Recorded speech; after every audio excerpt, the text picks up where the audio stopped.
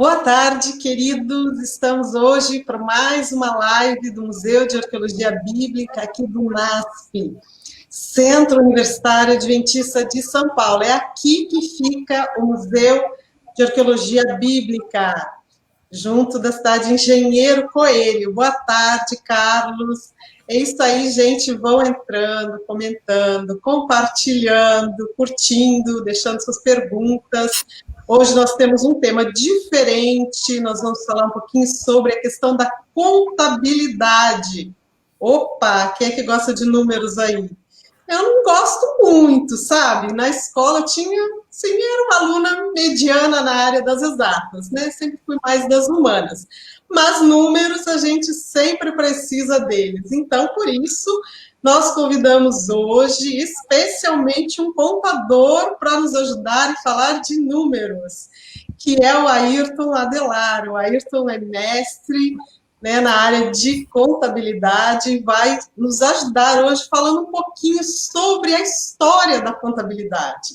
Como que se desenvolveu essa ciência, principalmente já entre os povos antigos, e a gente vai poder aprender um pouco mais sobre essa ciência. Ayrton, por favor, dá o seu boa tarde aí para o pessoal, fala um pouquinho, se apresenta, conta sobre as suas áreas de pesquisa, o que você gosta de estudar, pesquisar, e fala um pouquinho sobre a sua atividade profissional também. Tá bom. Boa tarde, Janaína. Obrigado pelo convite de participar dessa live aqui. Eu vejo que todos os sábados você tem um tema diferente, e acho que isso é importante. É cultura, né? É conhecimento. É assim que você faz ciência, é compartilhando. E então é um prazer estar aqui. Vamos falar um pouquinho sobre a parte de contabilidade nos tempos antigos, como começou, mas antes me apresentar rapidinho, né? Como a professora doutora falou aí, Ayrton Adelar Bauerman, sou gaúcho, assim como a Janaína também é gaúcha, né, Janaína? Somos conterrâneos, e estou aqui no NASP, é o 8º ano, na docência há praticamente todo esse tempo, e sou formado em Ciências Contábeis na Luterana do Brasil, lá em Canoas, Rio Grande do Sul. Eu fiz mestrado aqui na FECAP, no bairro da Liberdade, em São Paulo, na área de controladoria e contabilidade. Então, a gente está nesse meio acadêmico, na área de contábil, administrativo, durante esse período, e auxilio também alunos nos TCCs. A gente vê que alguns alunos, inclusive, já publicaram, já está em congresso e tudo mais. Isso é muito gratificante quando o docente vê que o seu orientando, o seu aluno, participa ativamente de uma pesquisa. Então, estamos à disposição. Vou apresentar, acho que um tema que talvez seja conhecido, claro, de alguns, mas talvez um pouquinho mais aprofundado em alguns termos aí. Estou à disposição, Janaína. À vontade. Que legal, que bom a gente poder ter esse momento aqui para conversar.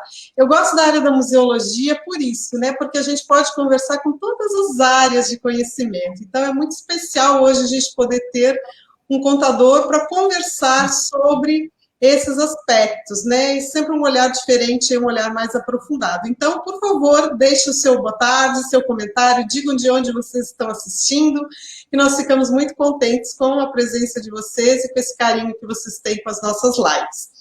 Ayrton, vamos então começar aí falando sobre o desenvolvimento da contabilidade. Eu achei bastante interessante, né, que você começa a sua exposição. O Ayrton curou a exposição dessa semana. Quem não olhou, né, não deu uma olhadinha, vai lá, está lá, postado aqui no nosso Facebook. Segunda-feira foi colocada a exposição.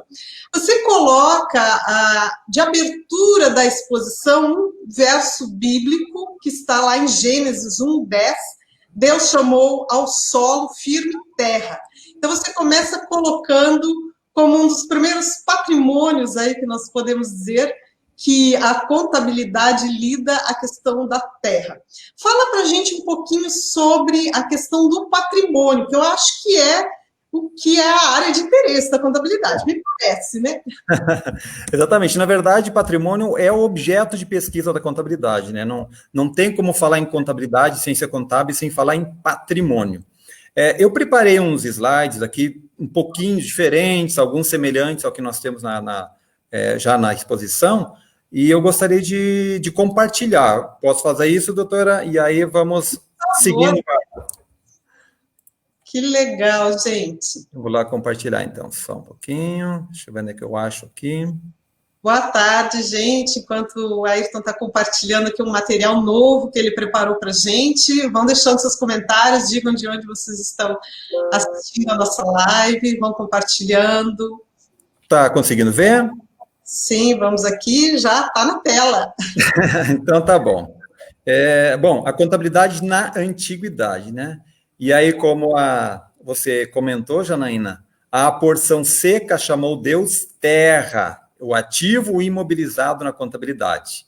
E aí eu coloquei mais um verso também abaixo, Deuteronômio 18, verso 8, dizendo, igual porção comerão, além das vendas do seu patrimônio. Tá? Então, quando fala em patrimônio, e aqui ativo imobilizado, é exatamente aquilo que se detém, aquilo que se tem. Mais à frente, eu acho que logo na sequência, eu coloco exatamente o que significa patrimônio, porque existe talvez uma confusão entre o que é realmente patrimônio. E ativo imobilizado, bom, a gente sabe o que é imóvel, né? Imóveis, os imóveis que a gente compra, imóveis que a gente constrói e tudo mais. Então, quando Deus fez essa terra, foi a primeira parte do ativo que ele construiu, e isso tem muito bem evidenciado na parte contábil. Tá? Então, mais à frente eu vou colocar um slide explicando exatamente o que é o patrimônio, acho que o próximo.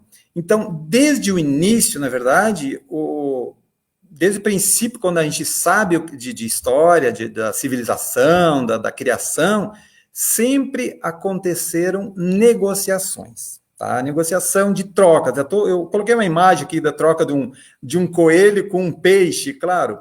E eu diria assim, até não é tão até recentemente ainda, eu diria que até na atualidade existe isso ainda, troca, os escambos, que a gente chama o escambo, né? A troca de uma mercadoria por outra, não necessariamente, então, dinheiro, que seria a venda, de fato.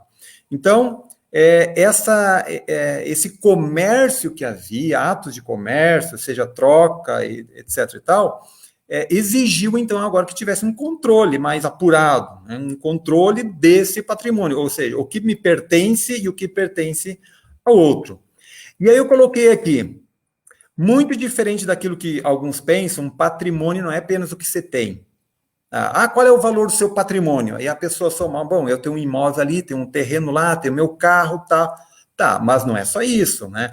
Bens, tudo bem, os meus bens que eu tenho, seja carro, seja imóvel, seja o dinheiro no banco, sejam ações e tudo mais. Direitos é aquilo que eu devo receber, tá? Os meus créditos que devem vir, só que eu devo tirar dessa conta aqui as minhas obrigações, os meus compromissos.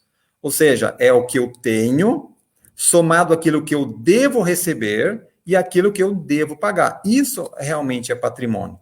Então, não dá para confundir. Patrimônio é só o que eu tenho, a soma dos bens que eu tenho. Tem que colocar também os direitos e as obrigações, então, tirando as obrigações, formando, então, o patrimônio. Tá? E de onde deriva essa palavra patrimônio? Talvez nunca tenha vindo na sua mente da onde veio patrimônio. A palavra, na verdade, patrimônio, ela vem do pater, ou patris, que, na sua essência, ela é uma herança recebida dos pais. Por isso, pais, pater, patris. Então, por isso que se chama patrimônio. Então, inicialmente, não existia tanto quando existia a herança de pai para filho, ficava na família isso aqui. Ficava na família, por isso construía o seu patrimônio. Lógico, hoje a gente sabe que não é só isso, tanto é que existe patrimônio cultural, patrimônio científico, patrimônio de bens, de imóveis, patrimônio, ele tomou hoje uma outra conotação até, mas a origem dessa palavra tem a ver, então, com a herança que é recebida pelos pais. Então, explicando de uma forma bem ampla o que seria patrimônio, é isso, Janaína. Então, é a soma de tudo que nós temos, o que nós devemos receber, o dinheiro que a gente emprestou para alguém, né? Alguém comprou alguma coisa de nós, está devendo, tudo aquilo que faz parte do nosso crédito aí, e também aquilo que nós temos a pagar, seja no cartão, seja no cheque, seja outra forma qualquer.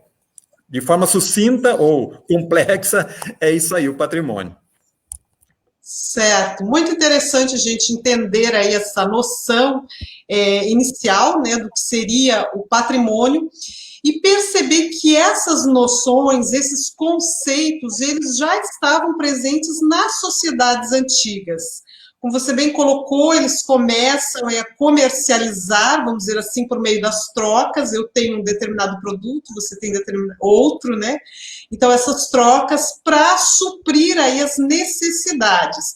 E a gente vai ver algumas civilizações que começam a se organizar, começando aí a gente falando pelas civilizações mais antigas que nós temos registro, as civilizações mesopotâmicas, e elas começam a criar sistematicamente formas, né, de tornar esse comércio, essas trocas, uma coisa mais sistematizada, mais organizada, que é como você disse, né, entender o que eu tenho, né, o que o outro tem, e aí é necessário que eles desenvolvam aí algumas estratégias, né, a ciência da contabilidade. Como que é esse processo nessas civilizações antigas, Ayrton? Pois é, então estou trazendo um mapa da Mesopotâmia, e a gente sabe que, e quem não sabe agora pode aprender também o que significa Mesopotâmia. Na verdade, fica entre rios, e até eu coloquei uma setinha aqui, o rio Eufrates e o rio Tigre. Então, a região da Mesopotâmia é onde os sumérios estavam, e era uma região que eles foram obrigados a aprender, a dar um jeito de conseguir com que essa água do rio Eufrates e do rio Tigre fossem canalizadas para fazer ali a sua produção, a sua cultura, a sua agricultura, né? Então, quando você fala em Mesopotâmia, é uma terra onde hoje nós podemos identificar como a região do Irã, Iraque, ali, mais ou menos ali, bem próximo ao mar Mediterrâneo, né? Uma área de, hoje, bastante conflitos, inclusive, né? Mas essa é a região que os sumérios estavam, eles vindo da Ásia, acho que da Ásia Menor, ou Ásia Central ali, vieram habitar nesse local. Então, aqui um mapa da antiga Suméria, que era mais específico ali, e a gente conhece, já ouviu esses termos, vocês vão perceber que a cidade de Ur, ela é bem conhecida, né, na Bíblia diz isso. Uruk também nós temos muitos documentos, muitas informações referente à contabilidade, não só contabilidade. Quando eu falo em contabilidade, o termo, lógico, ele é muito mais moderno.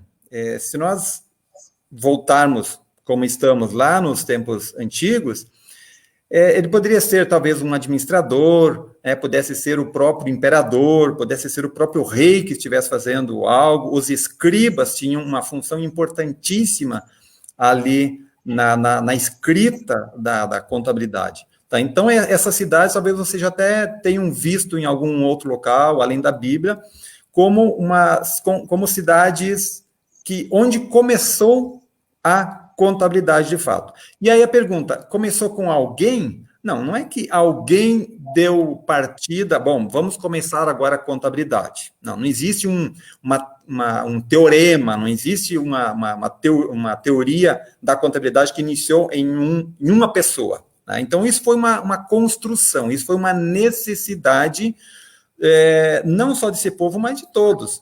Nós temos informações de outras civilizações que também tinham os seus costumes, e isso levava a praticar uma contabilidade, ainda que mais arcaica possível, mas eles tinham seus tipos de controle. É muito falado a questão de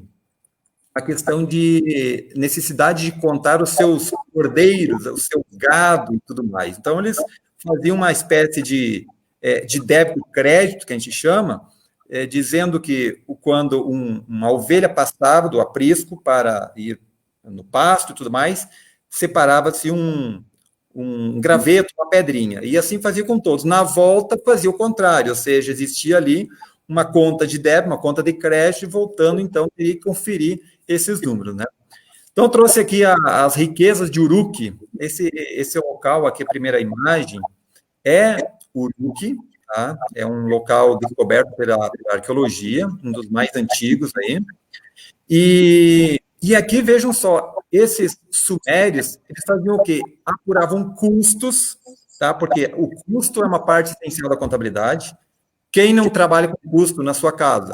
Bom, eu vou fazer uma casa, eu devo saber quanto vai custar isso. Eu vou produzir algo e quero vender. Eu devo saber o custo, devo saber qual é a margem de lucro, devo saber se tem despesas, custos fixos e tudo mais. O que mais eles faziam? Orçamentos também. Faziam essa previsão toda. Bom, com a expectativa de que a produção vai ser boa, as vendas terão boas trocas e tudo mais, eles faziam também orçamentos. O que mais? Revisão de contas, controle da gestão da produtividade. E quando se fala nisso aqui, a gente lembra também lá, e eu acho que é alguém típico da Bíblia, que era José. José é um administrador, talvez um contador, nós pudéssemos puxar a brasa para a sardinha, né, para essa profissão aqui, dizendo que talvez José fosse um grande contador. Se bem que contador e administrador estão embaixo do mesmo guarda-chuva que a gente chama, né, que é a grande área administrativa, assim como economia também. Então, e ali, uma outra característica é que se adotava o razão e eram realizados os balanços. O que é balanço? O próprio nome balanço, ele já diz que deve ser, né, estar em equilíbrio, ou seja, débitos e créditos, ou como a gente chama no balanço patrimonial mesmo, ativo e passivo mais patrimônio líquido. Então, aí deriva também a questão do patrimônio líquido, ou seja, quanto eu tenho, quanto eu vou receber, e quanto eu devo e o que sobra. Esse é o patrimônio líquido, por isso o balanço, né? Então, trazendo algumas imagens a mais aqui do Código de Hammurabi. Quem não lembra do Código de Hammurabi? Primeiro ouviu falar em algum momento lá no 7º ano, 9º ano, não sei exatamente que ano vocês estudaram na escola. Hammurabi era um rei da Babilônia, entre 1795 e 1750, e também tinha uma legislação sobre a parte comercial. E ele tem contrato de sociedade, carta de crédito, empréstimo, relação entre empregados e patrões, ou seja, a folha de pagamento, eu imagino nessa situação, né? Inclusive existiam diferenças entre empregados que recebiam mais, recebiam menos, tinha hierarquia nas suas profissões também. Então, o Código de Hammurabi, na verdade, era mais de 200 leis e também tinha algo específico na área comercial. E aí, nessa última imagem desse slide aqui, falando sobre os débitos e créditos. Provavelmente seja aqui dos babilônicos, essa referência, as partidas dobradas. Inclusive, o professor Wagner, que é o coordenador do nosso curso de contábeis aqui do NASP, ele fez a sua tese no doutorado, falando exatamente sobre partidas dobradas e como que os alunos entendem isso, qual é a dificuldade. A cada débito corresponde um crédito, ou créditos no mesmo valor, e assim por diante, né? E olha só que interessante aqui.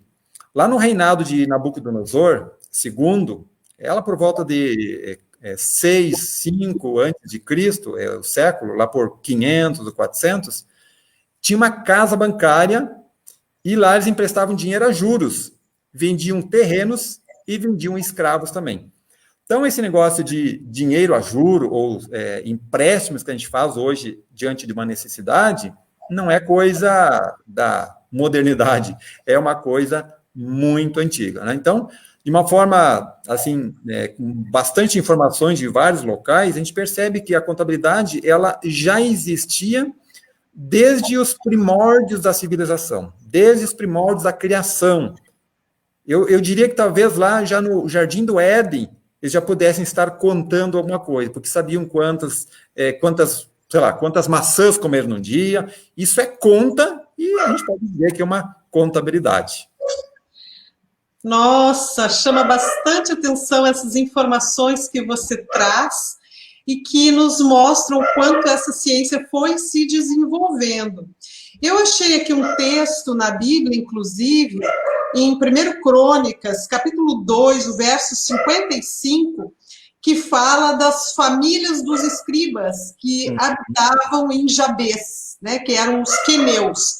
Então, a gente vê aqui, entre os povos cananeus, uma família aqui de escribas. O escriba era essa profissional, vamos dizer assim, que se preparava em várias áreas, né? Às vezes a gente tem essa ideia de que o escriba era só para a escrita textual, mas ele também fazia esses registros contábeis, né? Ele também tinha essa função, é isso, Ayrton?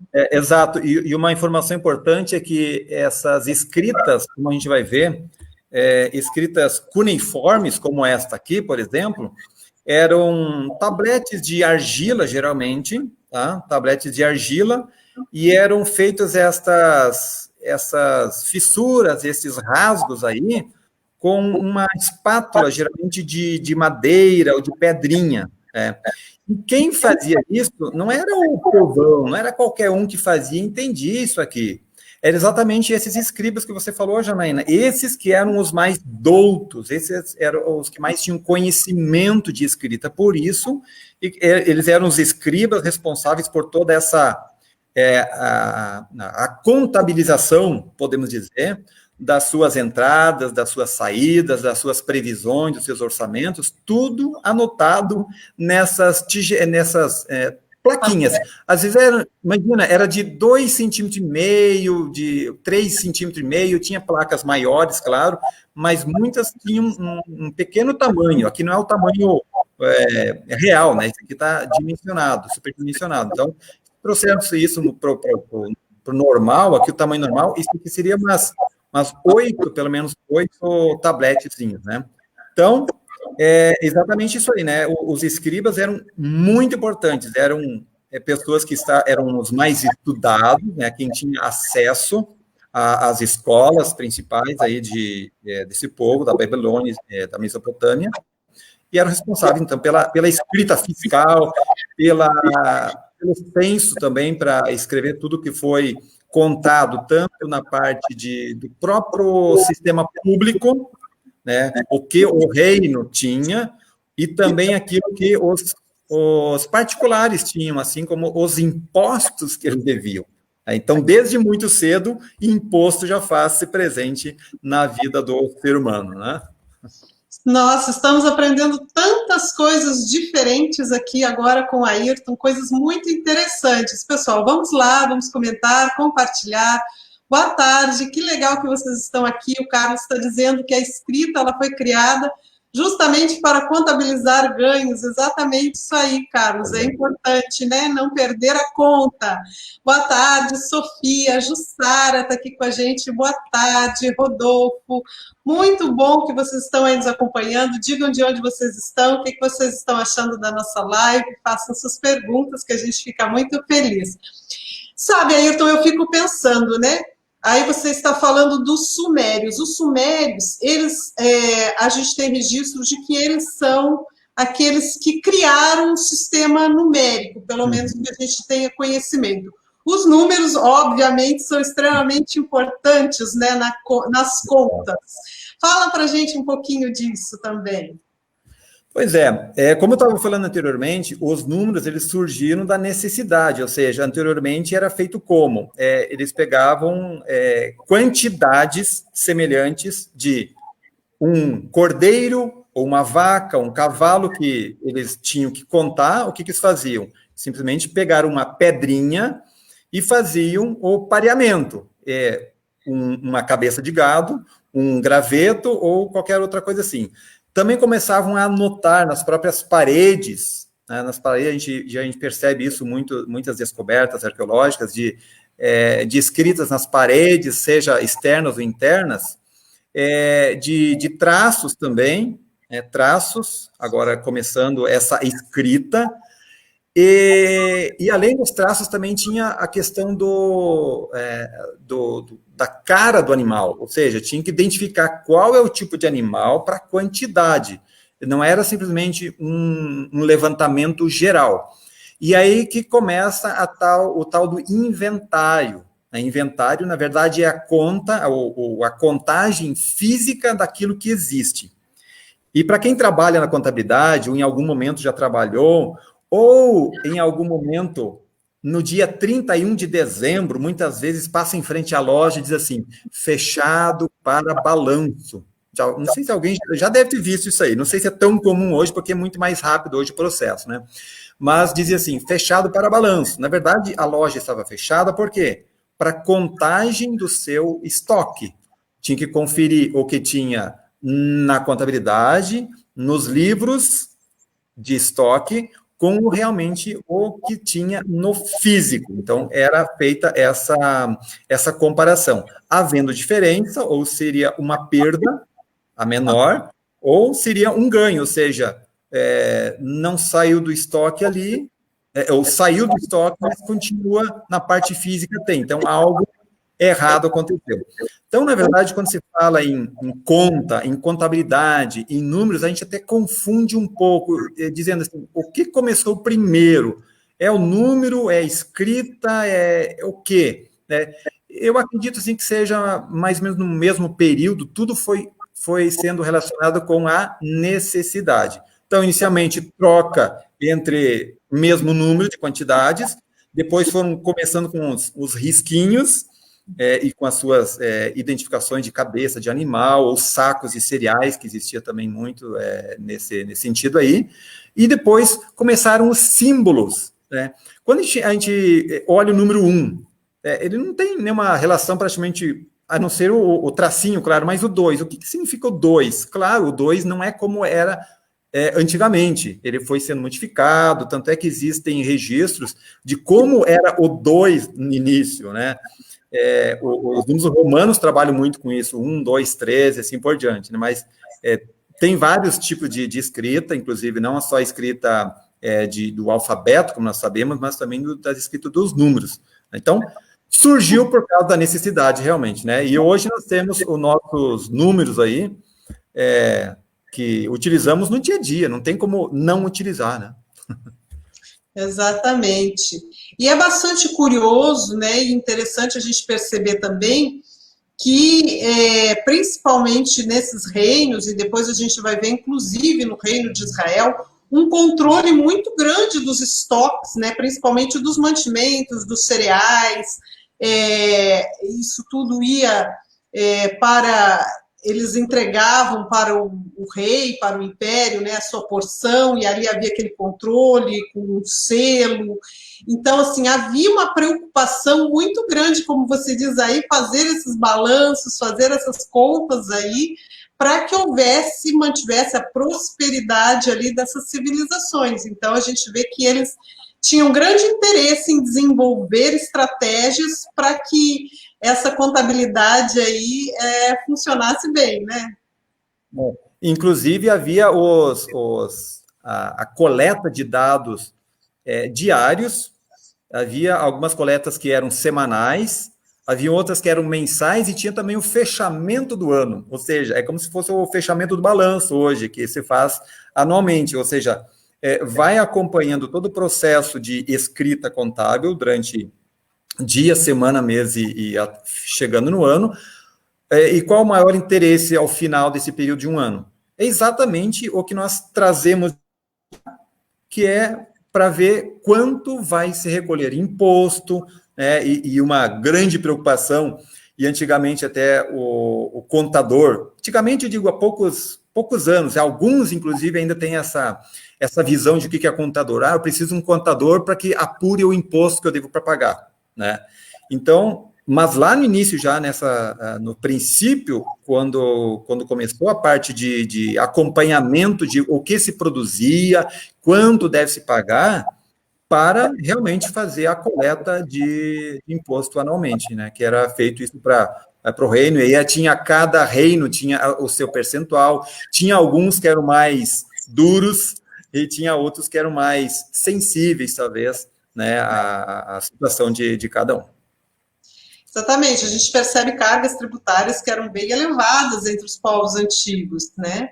E é interessante também uma relação muito próxima com a questão religiosa, a gente vai ver, por exemplo, nesses registros e nos controles, também uma relação com os deuses, eu acho que também uma forma de você garantir a prosperidade e, ao mesmo tempo, legitimar aqueles impostos que estavam sendo cobrados, né? Então, esses reinos sempre associavam muito, por exemplo, a entrega desses impostos nos templos. Ali acaba sendo uma sede do governo dentro dos templos. Exatamente, eu diria isso ao contrário, né? Ou um templo dentro da sede de governo, aí se confundia, né? Porque na verdade existia isso, né? Em alguns momentos existiu isso.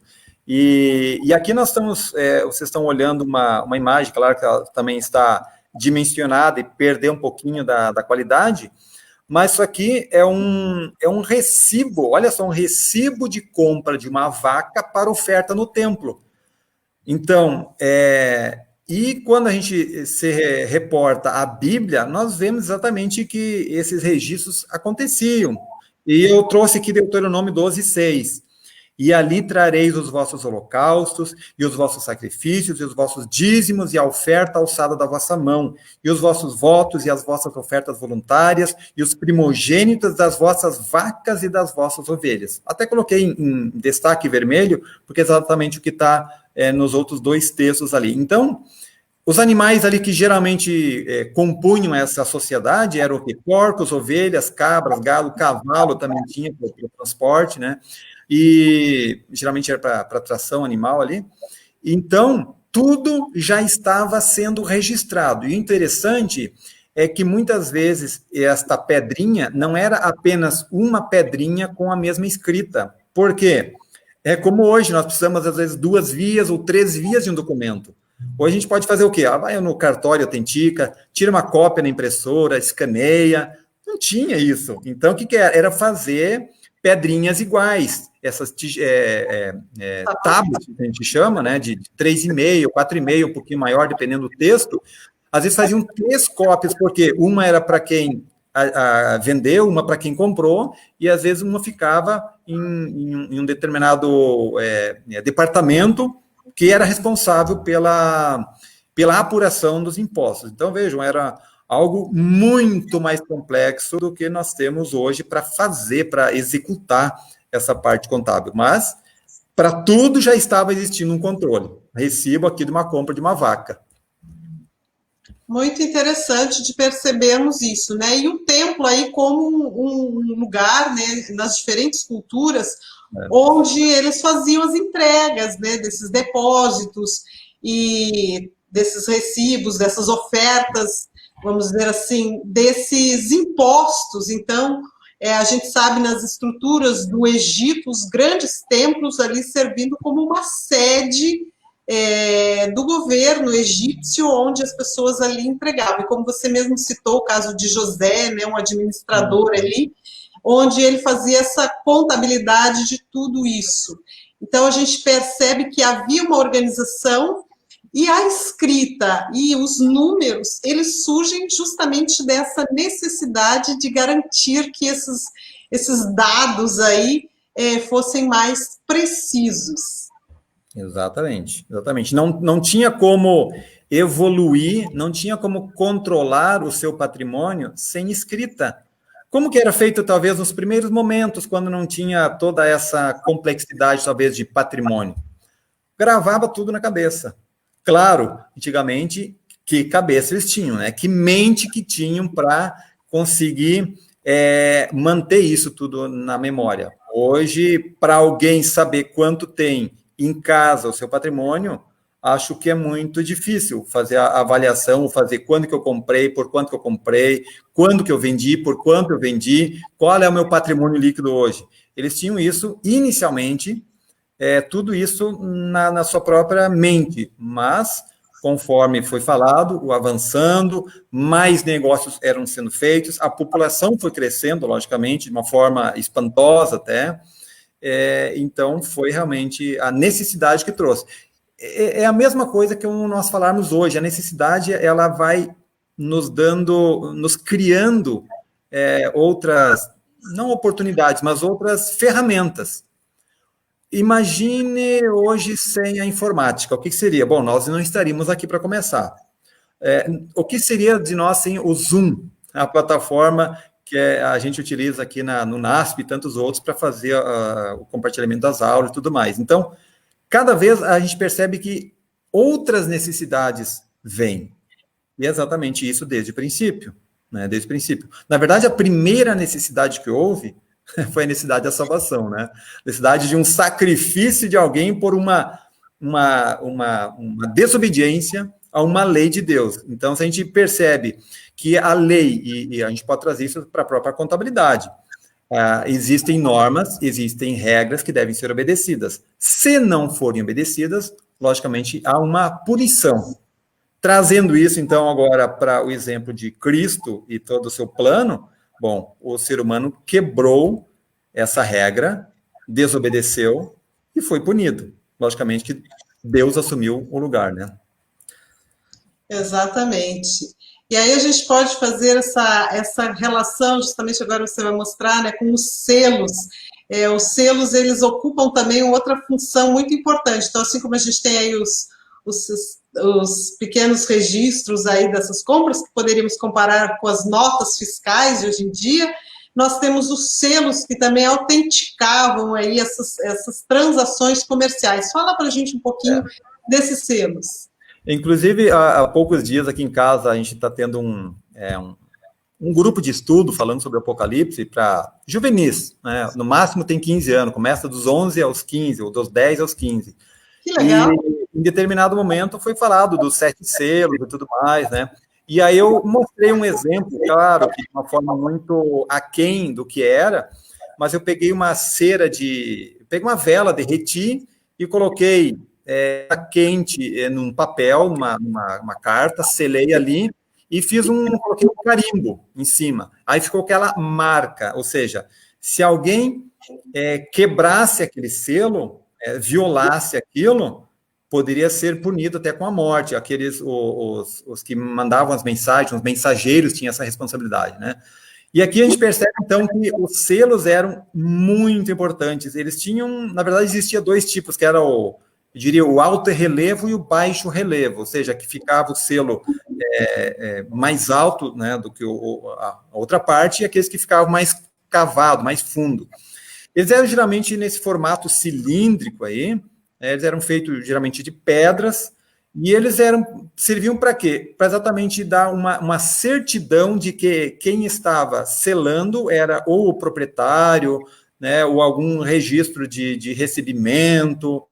Era uma forma de dizer, olha, eu recebi, ou você está recebendo desta forma, sem ninguém ter violado, eu estou concordando com isso. E aí eu coloquei o texto de Jeremias 32, 10 e 11, diz ali, e acho que se reporta muito a isso, pura e seleia, e fiz confirmar por testemunhas, e pesei-lhe o dinheiro numa balança, e tomei a escritura da compra, selada segundo a lei, e os estatutos e a cópia aberta. Aqui eu coloquei alguns termos em vermelho, porque se reporta, claro, ao selo que está falando aqui, mas também fala de peso, né, pesar o dinheiro, ou seja, existia uma balança, e para quem já viu esse tipo de balança, é bem interessante, existem os pesos, várias medidas ali, e aí na outra parte do prato, se coloca a mercadoria, né, alguma coisa que vai se comprar ou se vender. Então, no momento que estiver exatamente no equilíbrio, né, que se forma, então, o balanço. Então, eu coloquei aqui numa balança, e a escritura, então, foi comprada, selada. Então, o registro aqui de aplicação do selo, ela é bem evidente. Hoje não existe mais isso, hoje existe outros tipos de selo que nós podemos dizer que são os carimbos. Inclusive, hoje existem os certificados digitais que nós utilizamos, inclusive, na contabilidade. Então, não é mais necessário isso, mas antigamente era uma forma de confirmar uma compra, uma venda, uma posse, né, daquilo que você tinha, daquilo que ia vender, E cada povo, cada rei, tinha um selo específico dizendo, bom, esse identifica tal rei, esse outro identifica outra dinastia, né, outro povo aí. Então, o selo sempre foi muito importante. E vejam, eles são antigos, né, 2600 a 2000 a.C., esse do lado esquerdo aqui. Então, realmente era um objeto que dificilmente, eu diria assim, ninguém deixava de ter, principalmente as autoridades daquele tempo. E com certeza eles deveriam ter um cuidado muito grande de não perder o selo. Até porque esse orifício que a gente vê aí no meio, eles passavam um cordão e colocavam no pescoço, né? Porque exatamente. Se você perde o selo, o outro pode sair selando por aí alguma coisa, né? Então eles tinham essa preocupação em manter esses selos aí, e justamente cada autoridade tinha o seu selo diferenciado. Depois, no período de Cristo, a gente vai ver selos também em formato de anel, né, que também colocava no dedo, estava sempre junto do corpo ali para não perder. E esses selos ajudavam, então, a autenticar essas transações comerciais, que tornava isso, então, legítimo, né, a posse por meio desses documentos. Exatamente. Aqui mais à frente agora, Janina, já coloquei, na verdade, é uma sequência de achados históricos, inclusive esse da direita e outros anteriores, tem no próprio acervo aqui do Museu de Arqueologia Bíblica aqui do NASP, não é isso? E outras, no caso da esquerda, está no Museu Egípcio Rosa Cruz, em San José, na Califórnia. Então, são tábuas de argila da Mesopotâmia, ou seja, esse povo mais antigo que a gente está se detendo. E aqui, o que consta geralmente? Recibos e registros de impostos, vários períodos de tempo. Pode ver que há cores diferentes também de pedras, né, dessas argilas diferentes, de locais diferentes dessa coleta, identificando, então, claro, se nós olharmos isso aqui e olharmos uma folha com pontos ou com riscos, para nós é tudo a mesma coisa, não vamos entender nada. Tanto é que muita coisa que se descobriu, ou como ler essa inscrição cuneiforme, ela é bem recente. Se não me engano, eu não sei se é 1870, alguma coisa assim, possivelmente a Janina pode confirmar isso aí, mas não é coisa tão antiga, não. Então, isso porque existem inscrições, elas são muito... Existem vários significados, né? Então, tem um código que pode funcionar para várias palavras. Isso realmente, para entender tudo isso, contexto da antiguidade ainda, trazer para a nossa atualidade, isso foi realmente um trabalho formiguinha para conseguir fazer. Vejam só, o que eu encontrei num artigo de Provasi e Farag, de 2013, na Mesopotâmia, aqui em azul, escolas de escrituração contabilística foram organizadas, onde foram encontradas muitas placas de argila com exercícios de alunos. Ou seja, se existiam, então, essas placas, é porque alguém aprendia a fazer. E se alguém aprendia a fazer, tinha quem ensinar. Então, existiam escolas. Claro que não eram escolas tão grandes, mas essa cultura ela foi passando de geração para geração, até o momento que não foi necessário ou outras formas de escrita vieram para substituir. Então, existia, inclusive, então, aqui, escolas para aprender, para ensinar a parte de contabilidade. É bem interessante esse achado aqui desses dois autores. E é importante a gente destacar também, Ayrton, que como essa era uma formação especializada, ela não estava acessível aí a boa parte da população, porque você ser um escriba, ser um contador, dominar essas ciências, evidentemente que era somente para filhos da elite que podiam ter acesso a esses conhecimentos e que já ficavam em uma camada superior da sociedade. Inclusive, os escribas eram as pessoas consideradas com mais honra depois dos próprios governadores, reis, imperadores.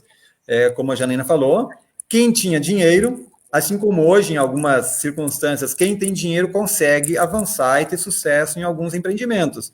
Outros dependem da sorte, talvez, eu diria assim, ou de alguma outra oportunidade.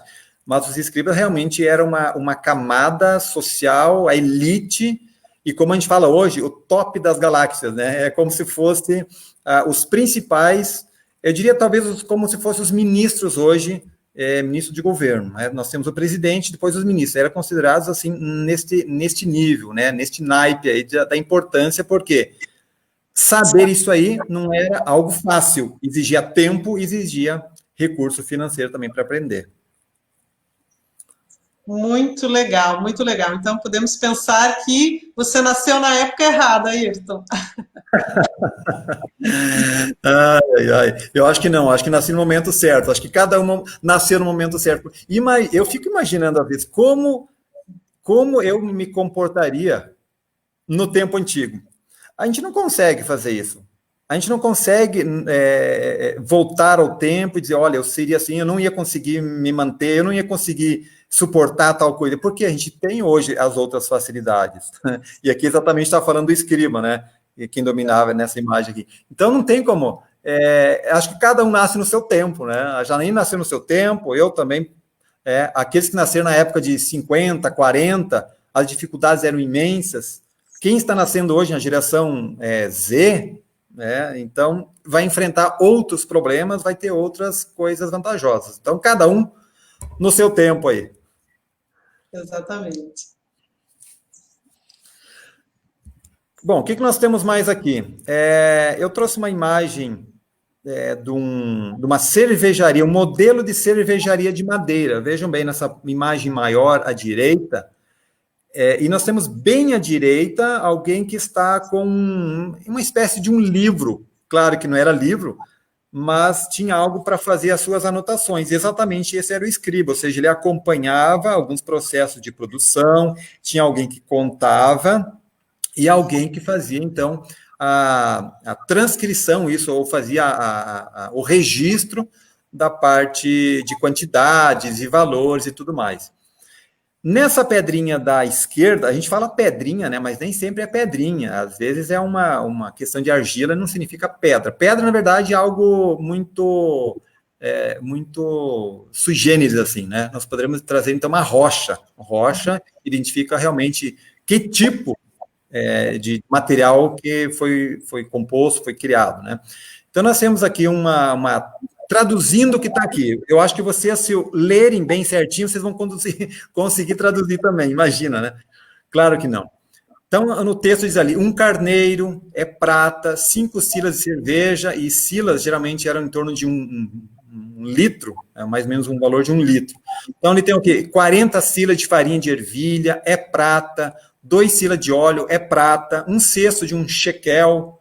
Então, eram inscrições que tinham, a gente não pode ter a devida percepção do que se tratava, mas dá-se a entender de talvez uma troca, ou uma venda, ou algum registro apenas de quantidade que existia.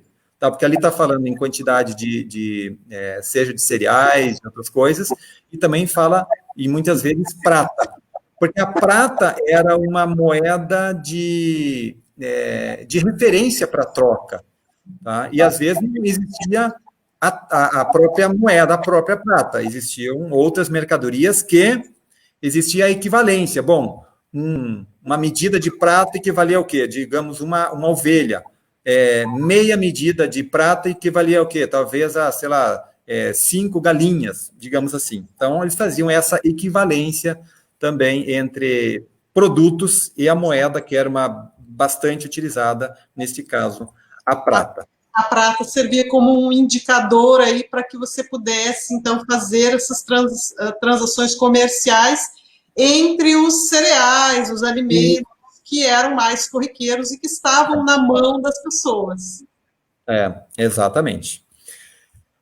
Vou avançar aqui um pouquinho. Não sei como é que está teu tempo, estou sem relógio aqui, Janaína, me interrompe. Tem mais 5 minutinhos. Quantos? Uns 5 minutos. Vamos lá, rapidinho então. Aqui, para quem conhece, não tem a ver com contabilidade, mas a parte de conhecimento de cálculos. Vejam bem, no tempo lá de... muito anteriormente a Pitágoras, que nasceu em 570 a.C., muito antes disso, já havia conhecimento, vejam só, conhecimento do perímetro da circunferência. Tá, como é que a gente faz o cálculo do perímetro da circunferência, né? Então, a gente sabe que nós temos o diâmetro, multiplicar por 3,14, que seria o π ali, com vários e infinitos números, e já teria uma circunferência. O que é o Pitágoras, né? Se nós somarmos o volume desse A e o volume desse B aqui, nós temos o volume de C. Até existe um vídeo no YouTube muito interessante para quem quer entender Pitágoras, então nós temos o ângulo reto aqui, de 90 graus, que eles enchem essas dois ambientes aqui, duas placas de água, e depois viram, dão uma girada e colocam a parte do C para baixo. A água do A e do B correm até C e preenche totalmente. Então, por isso que o teorema de Pitágoras ele é bem exato e não tem como ter erro, né? Aqui nós temos uma tábua de barro, também por volta de 2000 a.C. Vamos ver o que nós temos mais. Outras referências aqui, nós temos um jarro também, que chama de ânfora, também para armazenar. Tinha uns maiores e outros menores, e também dependia de que tipo de material para colocar, porque dependia do tamanho da boca. Então, não é qualquer produto que poderia entrar ali. Inclusive, peixes colocavam dentro dessas ânforas aí. Tá? Nós temos referência a hectares. Olha só, hectare não é algo nosso, da nossa agricultura, é algo antigo já. Então, aqui nós temos também a referência a animais, a lote, a quantidade de área e assim por diante. Vamos ver se tem algo mais interessante aqui, Janaína. Aqui é um conjunto de pedras, essas aqui eram utilizadas como peso. Vejam que são pedras diferentes, com a composição diferente, e isso dava um peso diferente. A gente fala peso, mas seria massa, né? A massa, na verdade, multiplicado pela aceleração da gravidade, vai dar o peso. Tá? Mas a gente utiliza peso normalmente, isso convencional. Então, isso também, claro, tinha maiores e tinha menores. Então, colocava na balança, e aí tem aqueles versos famosos que Daniel 5:27, pesado foste na balança e foste achado em falta. Então, quando o balanço não fecha na contabilidade, alguma coisa foi registrado errado, algum ato, algum fato contábil não foi devidamente registrado, ou foi colocado no crédito, era débito, ou foi duplicado, ou seu valor está equivocado, alguma coisa assim. Então, trazendo para a nossa vida, né, e o que está aqui foi colocado lá em Daniel, como que nós estamos na balança? Será que nós estamos no equilíbrio? Ou será que nós estamos sendo achado em falta? Ou seja, as nossas atitudes, os nossos pensamentos, né, tudo que a gente faz e acredita está de acordo com o que Deus estipula como havendo um equilíbrio, né? Eu acho que a gente pode aplicar mais ou menos a isso aí. Rapidinho aqui, Casa do Mercador de Óleo, uma placa de argila, aqui também nós temos lá de... Isso aqui, essa placa registra a quantidade de lã destinada a ser tingida por encomenda de uma mulher para sua filha. E aí, no reverso desta folha, desta gravura, aí está uma figura masculina. Eu teria mais outras coisas para passar de culturas antigas. Aqui tem a civilização hindu, a Pérsia, fenícia, egípcias, mas acho que a mais antiga e que se tem uma maior história para se contar, para aprender, são exatamente dos sumérios, do povo babilônico que viviam nessa região ali da Mesopotâmia, né? Então, entre o Rio Tigre e Eufrates. E era uma região muito próspera na agricultura, e com a agricultura também o comércio, né? A agricultura gerou todo esse comércio entre os povos vizinhos e os povos de mais longe também. Voltou o Senhor e ajustou as contas, né? Mateus 25:19. É exatamente o que eu falei agora há pouco. Será que a nossa contabilidade diante de Deus está adequada ou nós estamos com alguma falta? Exato. Nossa, muito bom, Ayrton. Aprendemos tantas coisas, né? E é tão importante a gente quando lê o texto bíblico, a gente poder ter essa noção mais clara de como que essas coisas aconteciam, como que foram se desenvolvendo. E aí, a partir, né, dos registros arqueológicos, da história, e também do texto bíblico, a gente vai fazendo essas relações e vai aprendendo tantas coisas interessantes, né, que podem nos ajudar aí a compreender bastante sobre o que o texto bíblico nos fala. Eu gostaria de finalizar aqui lendo para a gente um texto de 1 Samuel, capítulo 8, quando o povo de Israel, eles pedem um rei. Eles não tinham, né, não viviam nesse sistema, que já era uma prática das outras civilizações já há muito tempo, e aí por volta de 1000 anos antes de Cristo, eles pedem um rei. E aí eles vão ter Saul, o primeiro rei, só que Deus faz uma advertência para eles, né? Ele vai dizer o seguinte, que esse rei, ele tomará o melhor das vossas lavouras e das vossas vinhas, e dos vossos olivais, e dará aos seus servidores. As vossas sementeiras e as vossas vinhas dizimará, para dar aos seus oficiais e aos seus servidores. Também tomará os vossos servos e as vossas servas, e os vossos melhores jovens e os vossos jumentos, e os empregará no seu trabalho. Dizimará o vosso rebanho, e vós lhes sereis por servos. Então, a gente está vendo aqui toda uma estrutura que era necessária ser mantida para que eles pudessem ter um rei, assim como as demais civilizações. E essa estrutura aí exigia, né, justamente todos esses aspectos contábeis aí, né? Como lidar com isso, como administrar isso, né? O que o povo agora teria que dar em contrapartida para terem um rei. E a gente observa que tudo isso agora começa a ser uma realidade ali. Alguns reis foram mais justos, mais honestos, outros nem tanto na sua contabilidade, né? A gente tem ali Roboão, filho de Salomão, ele apertou mais duro nos impostos, e o povo se ressentiu bastante. Então, a gente percebe que essas relações, elas fazem parte da sociedade, né? Elas constituíram essas sociedades. Organizar-se em sociedades, viver em cidades, manter reinos, exigiu, né, que se desenvolvesse tudo isso, né? E, a partir disso, nós temos, hoje, os princípios que estão estabelecidos na nossa sociedade foram construídos a partir disso, né? Nós temos muitas referências. Uma coisa que eu acho interessante, e para a cultura geral, eu diria, trazer agora, e uma coisa que se confunde muito, e um princípio que existe na contabilidade que não pode ser quebrado, tá? Não pode ser quebrado. O princípio da entidade. E eu imagino como eram antigamente os reinos e povos todos, que não confundiam o valor pessoal com o valor do reino, ou das empresas e tudo mais. Então, hoje, quando se fala em princípio da entidade, exatamente a gente traz para, bom, o que é meu e o que é da empresa. Né? O que é meu, o que é da empresa. E trazendo isso já como uma finalização aqui, da parte contábil, quanto que pertence a Deus?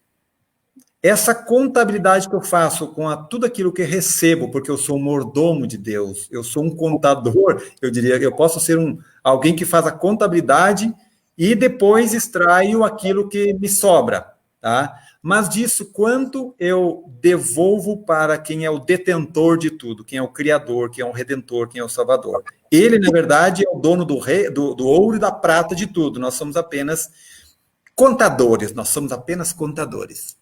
Por aí. E, em princípio, todos nós somos contadores e todos nós daremos conta. É assim, né, que a gente percebe. Muito obrigada, Ayrton. Por favor, se despede aí do pessoal que está assistindo. Aqui a gente tem o privilégio de estar contando com a audiência da coordenadora do curso de arquitetura, a professora Jussara.